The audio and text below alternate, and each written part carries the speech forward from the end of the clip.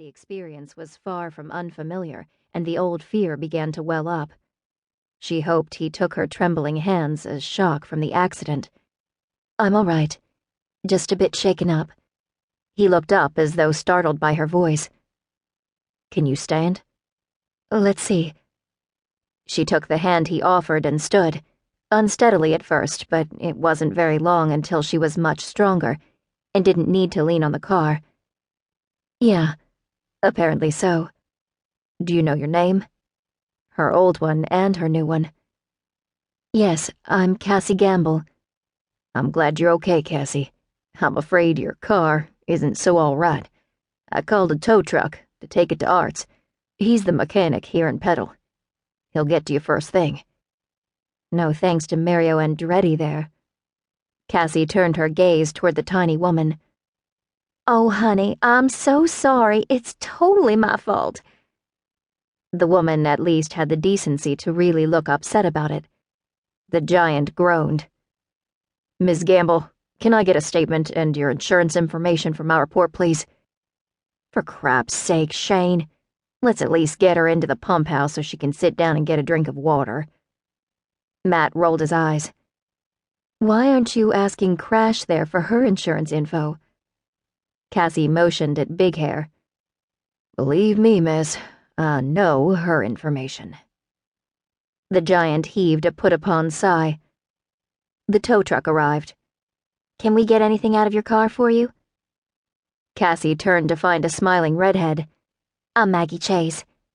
She pointed at the haughty firefighter and the giant, their sister-in-law. "I'm supposed to meet my new landlord in about 10 minutes. I need my purse and that bag on the floorboard on the front seat. Oh, and I have a few suitcases in the trunk, and my overnight case." Maggie turned and waved at the assembled men. "Go get it. Put it all in my car. I'll run her where she needs to go." She looked back to Cassie. "Well, isn't this a wonderful welcome to Petal? Where are you meeting your landlord? I'll get you there in time if he's here in town."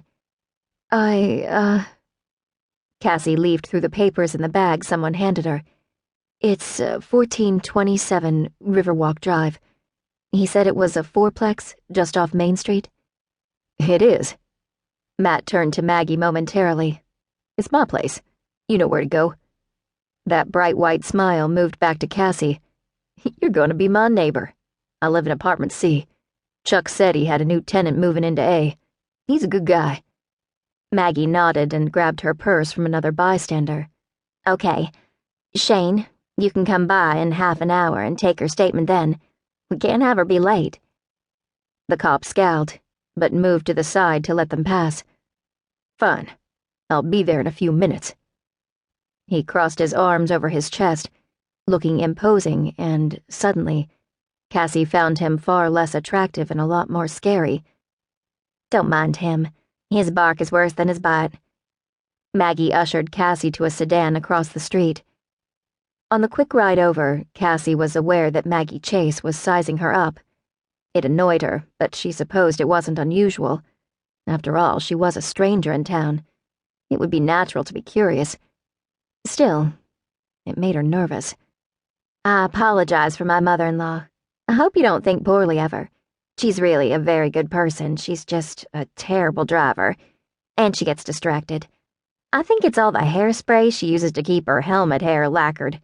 Anyway, I just wanted you to know she'll make it right. Heck, if I know her, she's already working on making you enough food to last you until Christmas." Cassie just wanted the ride to be over, so she could be alone again. She needed a shower, a cry, and then a lot of sleep. "That isn't necessary. She doesn't need to do anything but be sure her insurance takes care of any repairs for my car." "If it doesn't, she'll deal with the difference. So where are you from? What brings you to Petal?" Maggie pulled her car into a driveway in front of a well-kept fourplex, with a big oak in the front and brightly colored flowers in beds that hugged the walk.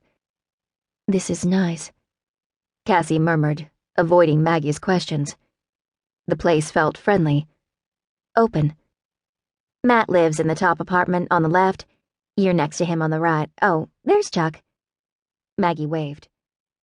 Thank goodness the woman was as ADD as her mother-in-law.